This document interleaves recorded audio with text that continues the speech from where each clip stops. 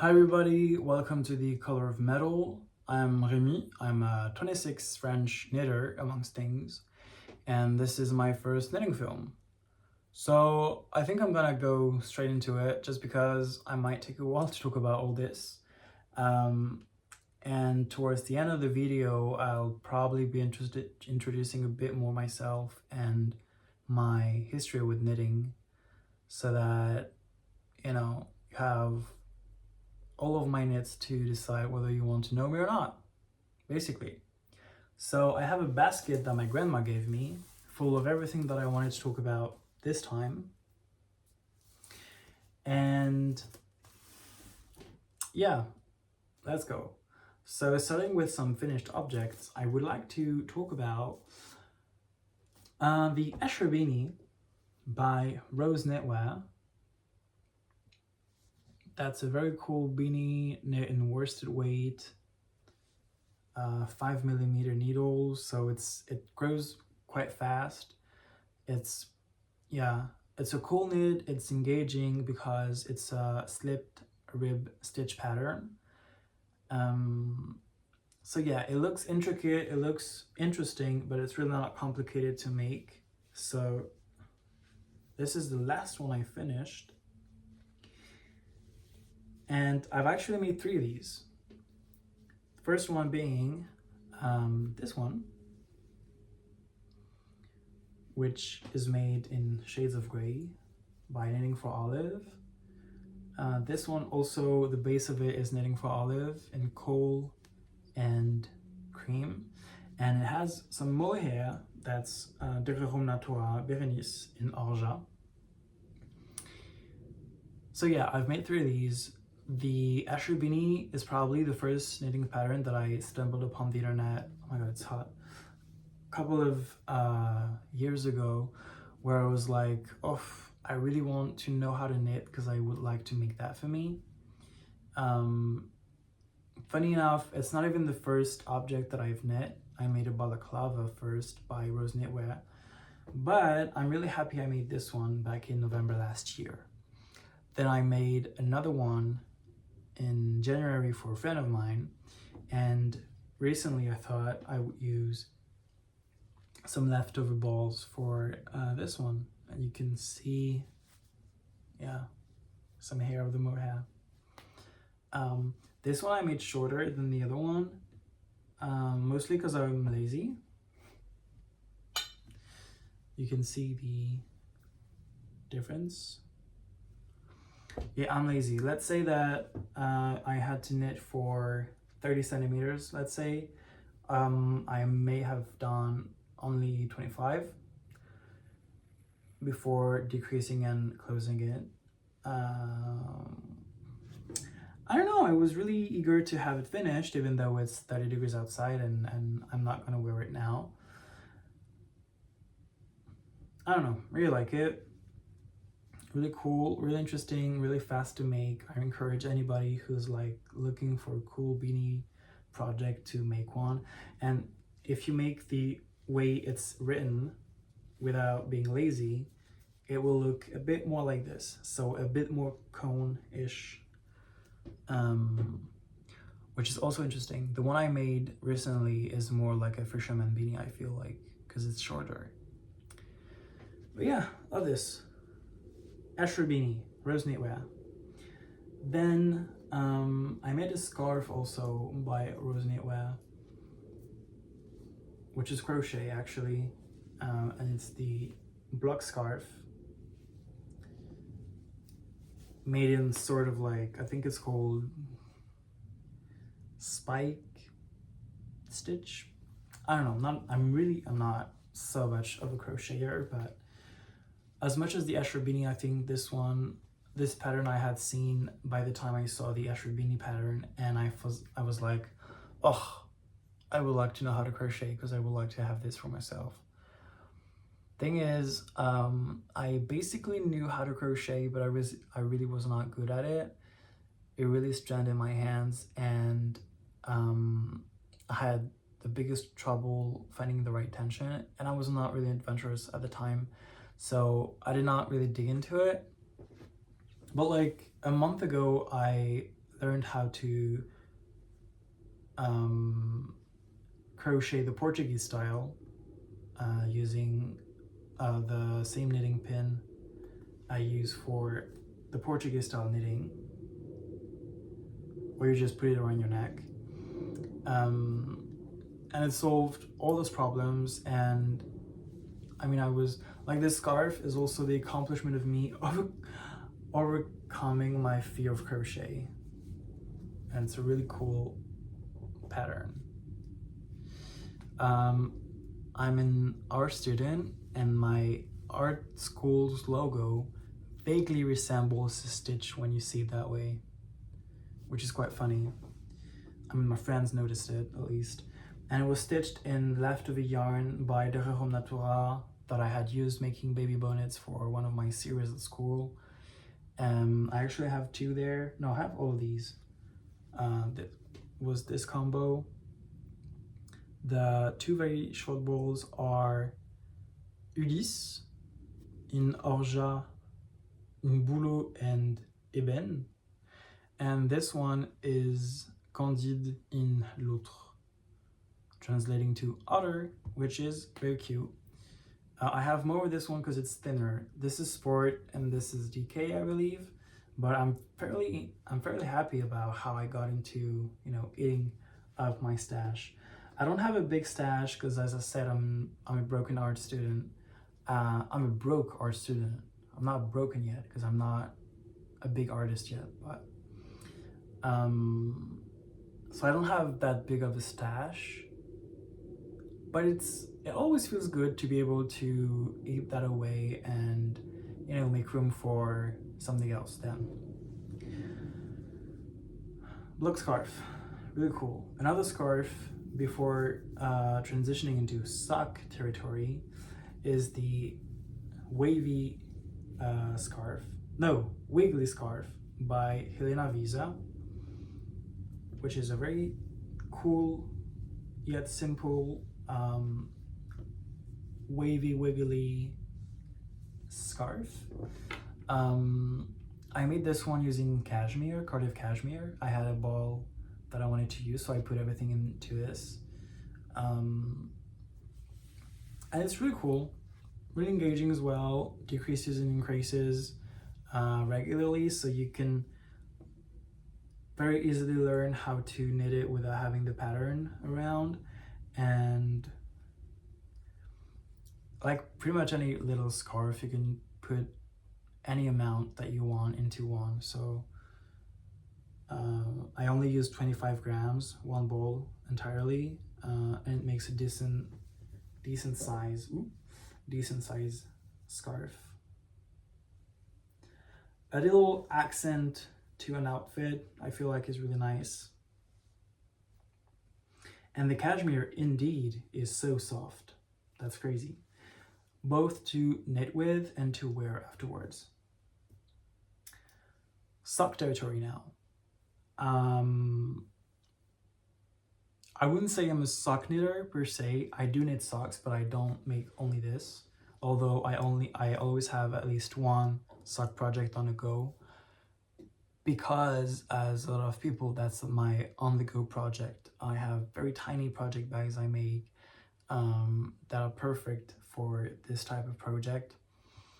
And yeah, I have pairs of socks, but I also have single socks that will not be having any partner in this life, either because I'm too lazy, because I don't like them, or because it's just not their fate. I have, I think four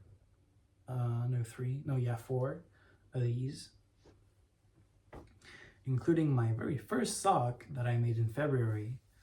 And these are the Coloid socks, Coloid 2.0 by Lison Rodin, that I made in Mondim Retrosaria and Filcolana Arwetta for the accent color. This is basic broken rib stitch, which does look good, but I hate knitting it. I don't like it. It really is not complicated to make. It's just I don't like the rhythm of it.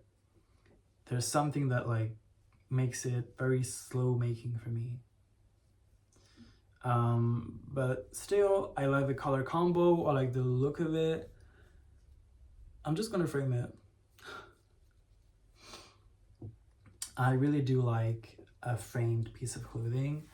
I really enjoy the concept of a piece of clothing that's stripped from the body it's supposed to be on.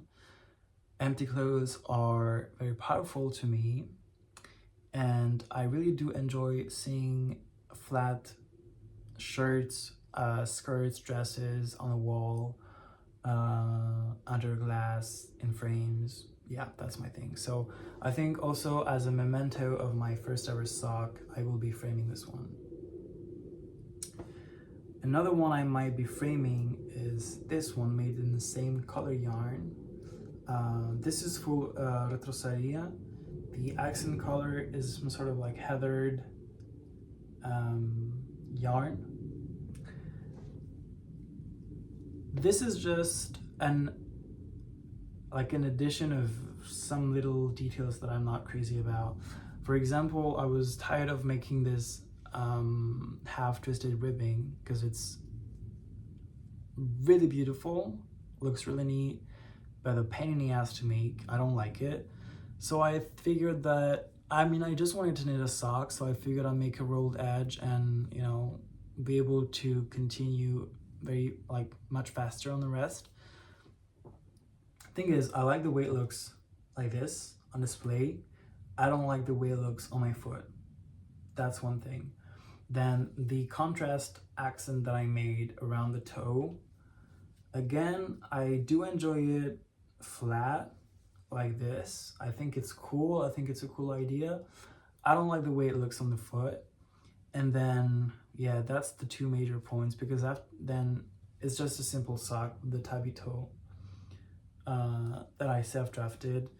I got to self-draft the tabby toe because last year I made the trigger mittens by coucou, and they have the same system of being gloves that you separate the index of the rest of the fingers. And so I got to understand the logic behind it and translate it into this. So I'm really happy because I love tabbies. I have several pairs of tabby shoes by Martin Margiela, and I am really interested in the Japanese history of the tabby. So yeah, I'm really happy I'm able to make my own tabby socks. This one is just meant to, have a big life of wear, actually. Then you go into colorwork sock universe, and I made only two. I'm not made for this now. So many details I didn't care for, but I should, because it makes for a colorwork sock that actually fits, and I cannot put my foot into this without stretching the fabric so much that it distorts the motif. So this is the Under the Quilt sock. This is a grid sock pattern inspired by the one I saw in a video by What Mariel Made. You know what? I would have so many things to say, but they're just proofs of me relying too much on what I already knew instead of trying to learn new things about the adjustments that are made to cope with the the floats and the tension that's different, etc. It's okay. It's just a piece of learning. I'm totally okay with this. Am I going to frame these? I don't know. Am I going to keep these? Absolutely, because they're, they have been tools of learning, so I'm not going to throw them away. Yeah. What to say? So these are some socks, and then I actually do have complete pairs of socks. I started having a little collection Still tiny, but it does feel very good. I have these. I have 1, 2, 3, 4 pairs. First one I finished as a pair is this one. That is made in the same color that I did the accent for this one.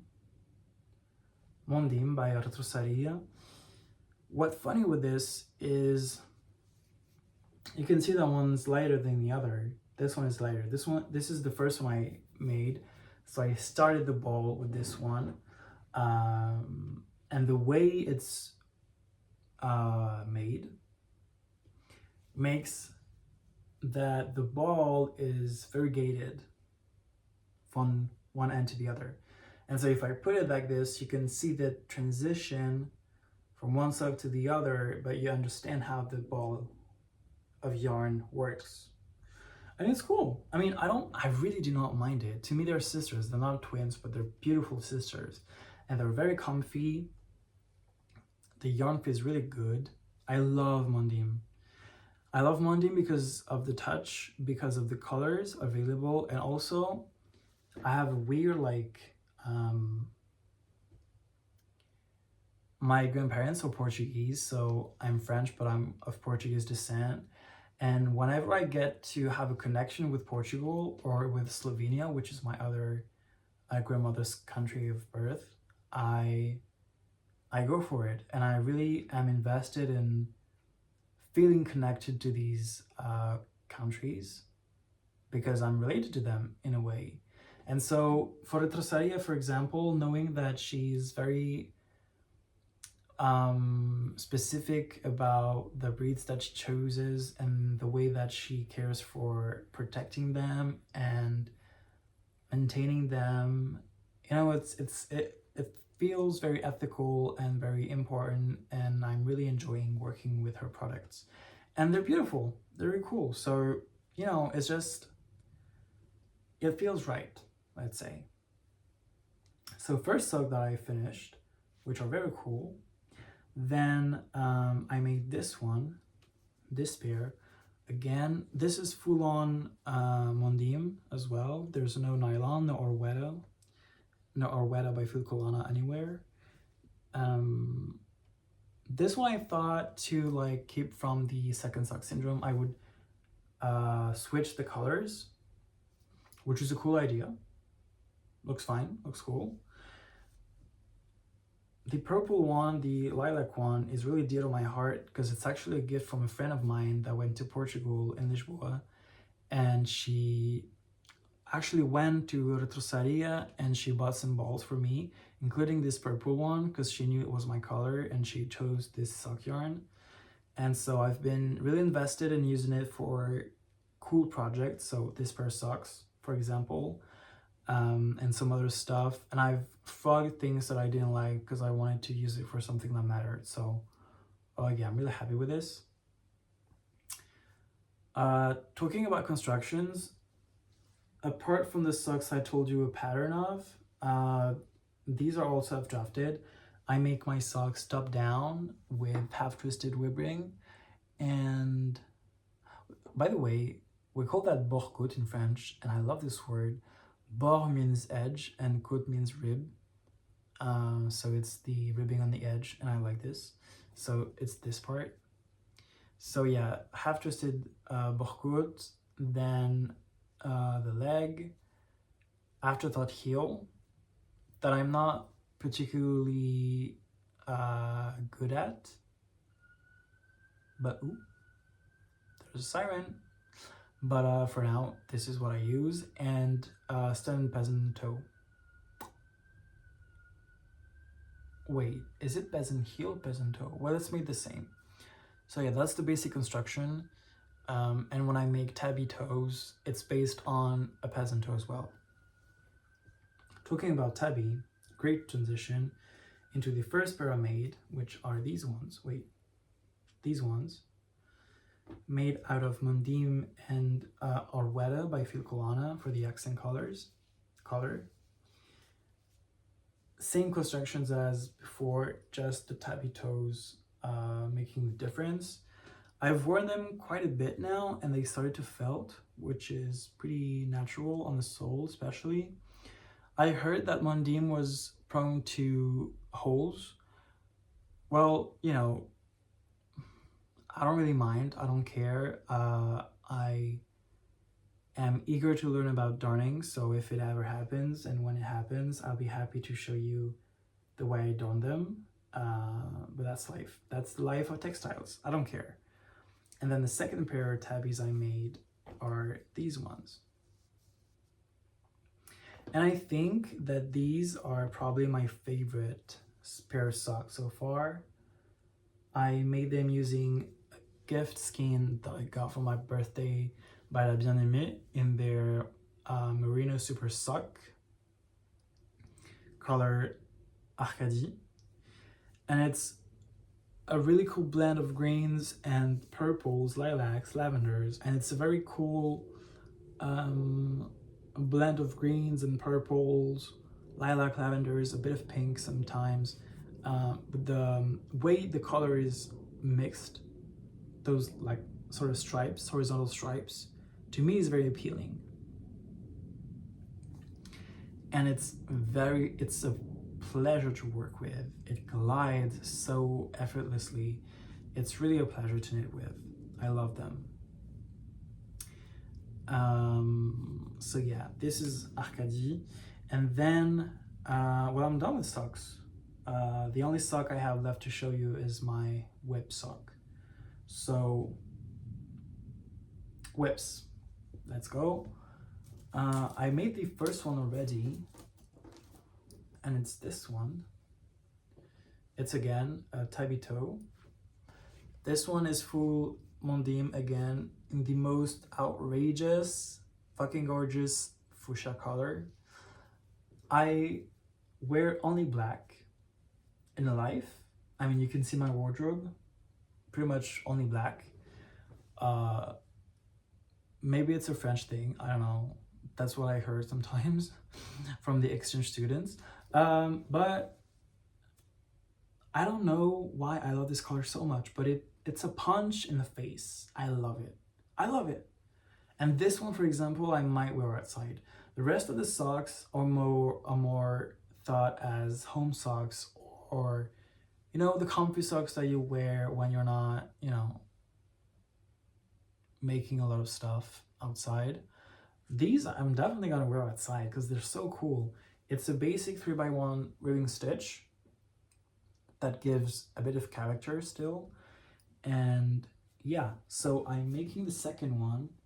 I'm not so far into it, but it's getting there. So yeah. I stitched them on 9-inch circulars, which is my preferred way of making socks. Even though I have to say that, to me, DPNs are cooler. If you make socks with DPNs, you are a cool person. I find it so, like, it has so much style. I'm thinking about those like metal DPNs, like the Chaigu ones I have. They're so slick, they're shiny, and the sound it makes, the gesture you have to make for knitting with DPNs, I don't know. You've got it. I don't do it so much because I find it cumbersome when I'm on the go, but I sometimes start socks on DPNs and they're like stay-at-home project socks. Anyway, so yeah, that's what I'm knitting on for now. Little socks. Then another whip I have. I don't have so many whips right now because I'm waiting for actually a retrosaria order to come, and I will use it to start, I think, three sweaters, vests, and 3 pairs of socks. But in the meantime, I only have those projects to show you as whips. The other one is a film blanket, which is a pattern I mean, it's just a granny stripe blanket that I'm making. and it's a film blanket because it is based on, well, first on the idea of a temperature blanket, though I don't care about the temperature. However, I was watching one of Audrey Borrego's podcast video. She's a famous French designer, and she was talking about the reading blanket she was starting, where a color would be assigned to a genre of literature and a stripe would equal a one of her reads. I don't read as much this past few weeks, months, but I watch movies. I'm actually a film, I studied film. I have a film degree, and it's something that I sometimes forget. But I love movies, I love cinema, and I thought it would be a nice thing to stitch, to have a piece made of the films I watch and I love. So I have 6 colors for this blanket. And the genres I decided to knit are very much umbrella terms, but I wanted to keep it simple. I have action movies, romances, horror films, dramas, science fiction / fantasy, and comedies. And yeah, I use my Letterboxd account to keep track of the films I need to stitch, and I only put in the blanket the films I have 2 stars and above, because otherwise I do not want shit films to keep me warm at night. That being said, it definitely is not a wide blanket. It's not a bad blanket, because I'm a broke-ass art student. What can I say? I do not want to be spending too much money on a blanket, given that I've already had some criterias. I do not particularly want to stitch with acrylics, because, yeah, well, obviously it's not the very best for the planet, but I mean, it's obviously more complicated, and it's like one's very own choice to knit with it. I just don't like it. I don't like the plasticky feel of it, and also I didn't like the color range I was finding on the various suppliers I have around. So then I thought about cotton, but I was still not very convinced with the colors, and I ended up working with fil collana péruvian, which is wool, and it's tiny less than €5 a ball in France, where I buy it in Paris. So I mean, it's okay. I have made several iterations of this blanket before in the last few weeks, because I wanted to find the best way of using this yarn, because I was not wanting to use so much of it for just like 1 month, for example. So I made a granny square version, I made a pearl stitch knit version, I made a log cabin knit version that was shit actually. I ended up making a granny stripe with a stripe needing 5 grams of yarn. And that means that I can understand very well how much stripes I have left in a ball. So that's cool. I don't know when I'll be stopping it. It might not be a whole year if it's too weird compared to the width. I don't want a very long blanket. I want a blanket that looks balanced. But yeah, it will stretch a bit with blocking, and it will be a very nice blanket to throw on the couch. So that's cool. I'm eager to have this done. And also, I was really wanting a long-term project. To me, granny stripes are the equivalent in crochet to the garter stitch. Really mindless, really easy to make, and yeah, still enjoyable. Then the last whip I'm gonna show you is my first jumper, my jumper sweater. First one. This is the Upstream sweater by Rose Knitwear, again, from her books Knit dynamic patterns and techniques for creative making, I think, something like that. Really cool knitting pattern book, by the way. She also give tips and tricks for using leftover yarn and unraveling a sweater that you find secondhand. She has a really cool stitch library as well. It's really cool. It's a really cool book. I highly recommend it. And the Escher beanie that I told you about before is in it as well.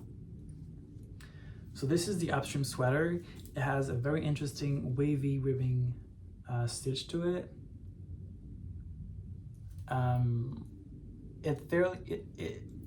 The stitch in itself is very easy to make. It's just a story of knits and purls.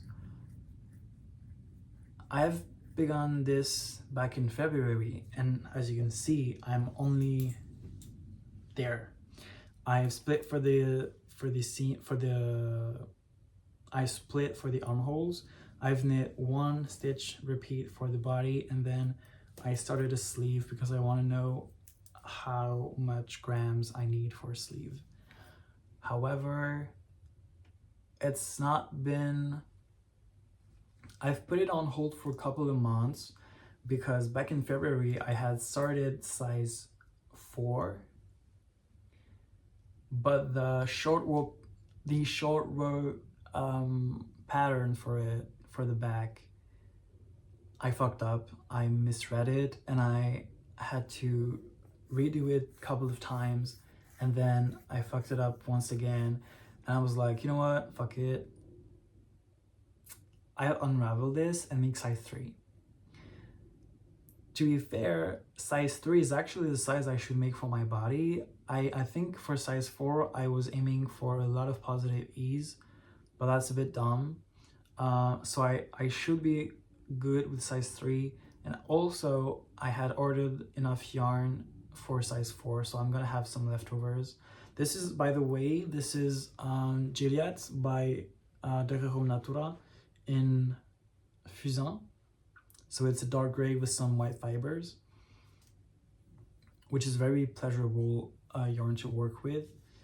But yeah, I got lost in the short rows, and then I found that the rhythm with the raglan chart was not, I had to do only this. I couldn't watch the film or talk to someone because I would get lost, because the raglan has to fit in with the pattern repeats, and I had to have some focus on it. But I was making so many stuffs at the same time that I had trouble finding time for this thing only. So I put it on hold for a couple of months, took it back 2 weeks ago, and I finished the raglan part, separated for the sleeves, and yeah, as I said, I'm stitching on a sleeve to know how much yarn I need, even though, as I said, I don't think I'm in trouble with the yarn. I think I'll have enough, and I think I'll be using a bit of it if I have leftovers for a project I'll tell you a bit more about in a second. But yeah, that's my first sweater. I'm intending to finish it for the autumn, for the back to school period. I need to ask though, okay, so it's the first sweater I make. For the sleeve, for example, I don't know if I should pre-shot the fact that it's gonna stretch. So if I should knit it, if I should bind out the sleeve when it's like maybe there so that it ends up here. Same for the body. Thing is, I'm worried that if I knit it to the correct measurement of my body, it will stretch beyond that measurements. So do you think I should pre-shot the fact that it would stretch? And so, you know, like make it a tiny bit shorter and then try to compensate that with blocking? What do you think I should do? Or should I just follow the measurements of the pattern or at least made it to the point that I wanted to stop? I'm not so experienced with sweaters like that, so I don't know. You tell me, you are the experienced people, right? So yeah, upstream sweater, love this. Love this. And honestly, when, like, now I don't have to care about the raglan anymore, so it's only the same stitch repeat pattern all over the body and the sleeves. It becomes much easier to do and less of an ordeal to follow through. So now it's just a piece of cake. I really like it. Yeah, I think I've told you everything about my whips and finished projects. I want to mention something also, even though it's not started yet. I want to make a scrappy blanket out of my leftover sock yarn, for example. I've been thinking about the excavation blanket, of course, which is a very famous pattern, I feel like. And it does look very cool, and it does look to accommodate for any type of scrap yarn you'd have. However, I don't really want to do it. I thought about something though, but it comes with a story. So in Portugal, back in the days, especially in villages, my grandparents both come from the northeast, and it's something that was practiced there. It's probably something that was practiced in the rest of the country and in other countries, but we have something there called as mentas de trapos. As mentas de trapos are blankets of leftover, literally, and they were made by the weaver of the village. So how it worked back then was that people had a function in, like, a role in the community, right? So for example, my grandmother had an aunt that was a baker. She'd have an oven, and people would bring her the raw materials like the flour, the eggs and shit, and pay her to make bread out of these materials. Same thing with the weaver. She would have the base materials being the weaving loom and the warmth, I think in English it is. In French it's chêne, I don't know. And then people would bring their leftover fabric, scraps of home textiles, clothes, anything that they would cut into strips and bring the weaver so that she would weave them into a blanket. And usually it was 2 panels, the width of her loom, maybe meter 50, meter 40 long, that she would then stitch together on the longer side to make a fairly good sized blanket. And yeah, they'd have uma manta de trapos. And then, I mean, it's a heavy blanket. It's made of fabric, so it's very heavy. My grandparents, for example, used it a lot as a picnic blanket when they would go to Portugal by car. They would often stop and have a picnic with the children, with my dad and my uncle and my aunt. And they would use this blanket to take a nap on, to eat on. So obviously the blanket my grandmother had, and she gave it to me, is at least, to her saying, according to her sayings, at least 60 years old, because it was her mother's beforehand, and her mother passed it on to her, and she passed it on to me. The colors have faded a lot. There are holes and tears and some places where the weave has broken. It genuinely lived, and that's what I really love about it. It's that it's a testimony of the life that people have had onto it. And also, it's not made to be pretty from the get-go. I mean, at least some of them are, but the ones that I have seen are meant to be practical. So the stitching, for example, of the 2 panels is not pretty. It's sturdy and it's solid.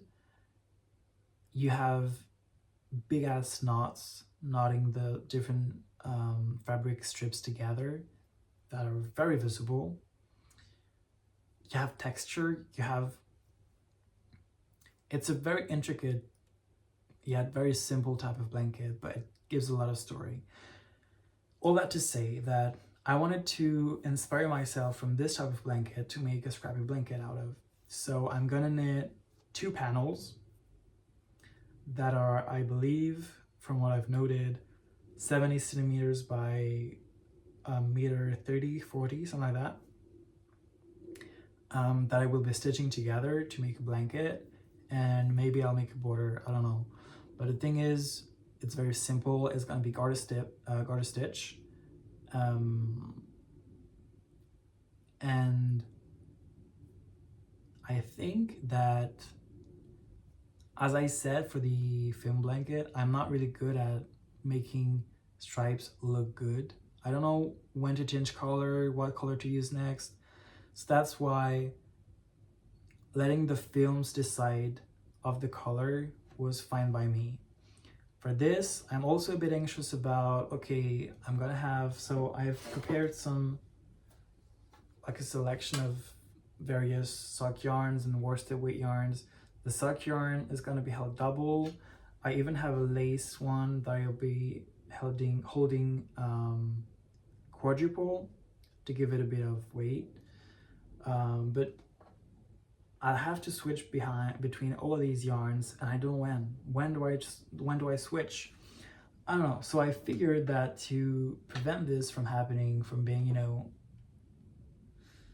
like frozen into having to choose, I might give it a go at the magic knot ball of yarn, where you wind a ball of scraps with the magic knot, so that the only thing I would need to worry about at the moment of winding the ball would be to choose a color that's fine with the color behind, like before. That's it. And then I would roll a bit or roll a lot between, depending on how much I have of each yarn, because sometimes I have very few left, sometimes I have more. So I also try to be, you know, to give a bit of variety. But I figure that might be a good idea also to keep, you know, some sort of spontaneity going. So like I would knit my pearls and I would suddenly find a new color. I think that'd be cool to have this being a bit spontaneous, even though it's already wound into a ball.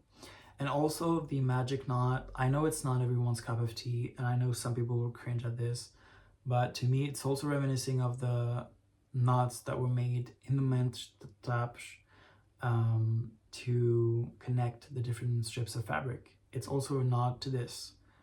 So it keeps the original inspiration going into this like knitting version. So I think that'd be nice. And also purely practically, it's easier to have one big ass bowl, like 2 big ass bowls, instead of like various tiny bowls going on. So yeah, I wanted to tell you a bit about this. I know it's not started yet, but I also wanted to talk about the Untitled Chapter, because I guess you'll have also memories of scrap fabric and yarns and stuff being used in your families. So I wanted to tell a bit of this story as well. So yeah, I think I've talked about my knits. I'm gonna quickly introduce myself a bit more if you're still interested. So as I said, I'm French. I live around Paris. I study in Paris. I study art and what we translate roughly into fashion design, but within an art school, so it's a bit different. It's not proper, I mean, I could be studying purely fashion design, but because it's an art school, I'm also able to have a more artistic and contemporary art vision of fashion and of clothing, and that's what I'm into personally. So I do this, and how I got into knitting is through school actually. So because I study fashion design per se, we actually have a knitwear class, and we have it from second year going on. And so back in second year, when we had our first courses, our professor wanted us to be acquainted to hand knitting. because in schools, what we learn now is machine knitting. Most of the time it's machine knitting only. We have an industrial machine knitting machine at school, and we have the domestic ones that a lot of people knit on, like rétroclode, etc. And so yeah, we had to learn a bit of hand knitting. She was teaching us English style knitting. I think it's this one where you have the yarn in your right hand and you throw. But I had to let go of the needle and hold it down. It was too much for my brain and for my hands. So I was not really good at it. It was not a good start. But anyway, I had to work on it. So after the first few classes, I went to my grandma's because I wanted to ask her if she had any knitting needles that I could borrow in order to study at home. And she put out the most weirdest knitting needles that I have ever seen. Mind you, it was not so crazy. They were just knitting needles with a crochet hook. Straight knitting needles with a crochet hook. And to me, it was like quite a surprise because I didn't know of this kind of hybrid. And then to show me how she would use them, because I was, quite surprised, she sat down, she took a bit of yarn from a ball that she had found, she put the yarn around her neck, and she started casting on some stitches with a dexterity that I did not know her for, because I was 23 at the time, and in 23 years of knowing her, I did not know that she was able to knit. And that was a surprise in and of itself, because she was the sewist of the family, and I did not know that she also had that up her sleeve, which is logical for a woman her age, but she didn't click with knitting. She didn't particularly like it, so she never pursued it, but she still had some basics skills. So she showed me how to cast on. She couldn't show me more, but without even knowing it consciously, she introduced me to Portuguese knitting. So I went back home, started watching some videos, looking up for this weird style. And by weird, I mean unknown to me, of course. And I tried it on, and revelation. As I told you before, I tend to try to connect a lot with the countries of my grandparents. And so me finding that Portuguese knitting was very much easier, and the tension was much smoother, and the hand gestures were also easier to control, felt like a sign. And it felt right that I could not knit English style, but I definitely could knit Portuguese style. Kind of felt like something that was meant to be. So anyway, started around my neck. Honestly, I was not very great at it anyways. Was not fast in any kind of way, but I felt very much more comfortable. So that's when I started to learn Portuguese style knitting. I also learned machine knitting, but I'm shit at it. I'm scared of the machines. They're frightening to me. They always break in my hands, and I always lose stitches. I made some samples that are okay, but I don't like it. And also, I think my relationship to machine knitting is also influenced by the way I think about knitting in general. As I try to explain, I don't consider myself a designer per se. I'm not gonna be a fashion designer, that's for sure. I am creating clothes and textile pieces, but to me they are art pieces. They're not meant for global fashion industry. But that's what machine knitting was intended for. Meaning, machine knitting was more inclined to make fashion than art. Again, a lot of people make art with knitting machines. I am not. I'm more inclined to make art with hand knitting. And also I just have a relationship with hands where that's why I have a heart on my hand. I value handwork much more than machine working, even though something you would knit on a knitting machine would be handmade, of course. So yeah, I did some knitting back then for the purpose of my class, but not clicked so much anyways. Then a year later, I had a professor that was incredible. She's awesome. And she made me feel very valid not liking the machine. She was like, it's okay. I understand your project. I understand that you do not want to make fashion, and like, she kind of got my, you know, working mind correctly. And she knew how to push me into make, like, actually knit something, because it was her class, but in a way that was fitting to my character and my, you know, like, artistic world and personality.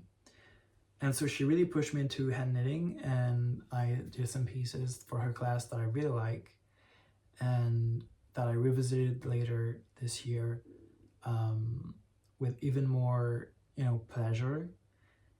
And that's when I really got into knitting. And I'm finishing a gap year right now. I'll be back in school in September, and I did actually knit a lot this year, a lot more, of course, than before, and learned a lot, and, you know, it was just a great knitting year. So yeah, and crochet then I was not fond of until a month ago. I learned about Portuguese crochet, which I learned is very not as much popular as Portuguese knitting is, given that Portuguese knitting is not the first knitting style in the world already. But crochet, the Portuguese way, is actually endangered in some way, I guess. I think I understood. So it was fairly hard to find a tutorial. In English, I didn't find any. In French either, and luckily I speak Portuguese, and I could find a wonderful lady instructing how to do the crochet Portuguese style. But once again, it's very much easier for me. It feels more natural, and also, again, it's a bit cheesy, it's a bit cringe. I don't know. I don't think I'm sounding stupid saying this, but my great-grandmother was a heavy crocheter. She was the shit. She was really good at crocheting. She did a lot of things, big pieces, small pieces. She was great, and I'm lucky enough that my grandmother gave me some of her stuff, some of her pieces, and I always felt like, I mean, I was happy I could knit, but I always felt this lack of not knowing how to crochet, because I felt like I was only a step away from connecting to this person that I've actually met. I knew my great-grandmother for a couple of years when I was a kid, but I did not know Portuguese. I couldn't speak it. She didn't know how to speak French, so we never could really communicate. And, you know, we missed each other at some point, and then she died. And now I feel like, now that I know how to crochet, and especially now that I know, and this was confirmed by my grandmother, that I crochet with the same gesture that she did, because she was also wrapping the yarn around her neck to crochet, I finally found the connection between us. I finally find the way that our paths crossed, you know, apart from genetics. And I've got to say that it feels very good, and it feels empowering, and it feels moving as well. So yeah, not to get sentimental, but, you know, the way that we use our hands for our crafts and our techniques and our art connects us together, like from a screen to another, but from an ancestor to someone who descends from them. So yeah, I think it's important to highlight and to, you know, promote. Anyway, I think I've spoken a lot. I hope that you enjoyed. I hope that you've learned some stuff on, you know, Portuguese knitting in any way, at least for the blankets. and you'll be seeing it anyway in future videos. That won't be only about knitting, though. I'm also going to talk about cross stitch and quilting and sewing and a lot of other stuff, but I hope that you'll be at least there for the knitting part if that's what's of interest to you. So yeah, feel free to, say whatever you want under the video if you are interested, if you have questions, if you have tips for the sweater and the way it's gonna block or not, what do you think I should do. And yeah, there's my Ravelry, Instagram, blah blah blah besides under the video if you want to follow me there. So yeah, have a nice one. On se voit, je sais pas quand, mais à plus tard.